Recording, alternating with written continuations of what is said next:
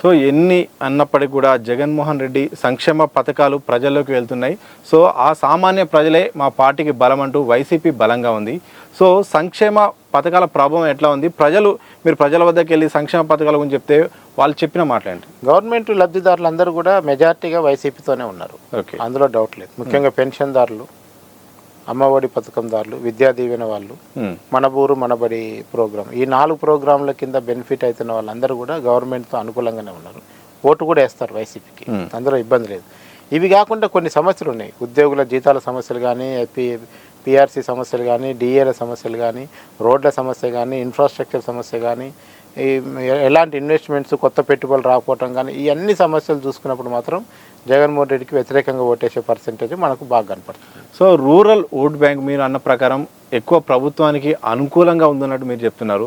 So అది vote bank రూపంలో ఎంతవరకు అధికారానికి వచ్చేంత ప్రభావం చూపుతుంది? రూరల్ జనం వైసీపీ పట్ల అభిమానంగా ఉన్నారు. ఓటేస్తారా లేదా నేను ఇప్పుడు చెప్పలేదు. అభిమానం ఓటు వేరే పార్టీకి మద్దతు అంటే 1వ తారీఖు పెన్షన్ ఇంటికి వచ్చి ఇస్తున్నారు కదా, ఆ అభిమానం చూపిస్తున్నారు. అట్లాగే రేషన్ షాప్ వాడు వాలంటీర్ రూపంలో వచ్చి మన గల్లీకి వచ్చి రేషన్ సరుకులు ఇచ్చిపోతున్నాడు. ఆ రకంగా అభిమానం చూపిస్తున్నారు. అంతే తప్ప ఈ అభిమానం మళ్ళీ ఓట్ల రూపంలో మారి, ఎందుకంటే 65 లక్షల మంది పెన్షన్దారు ఉన్నారు. వాళ్ళ ఇంటికి ఇద్దరు వేసుకున్న 1,20,00,000 ఓట్లు ఆనే రావాలి జగన్కి. అట్లా ఉన్న 4 కోట్ల ఓట్లలో.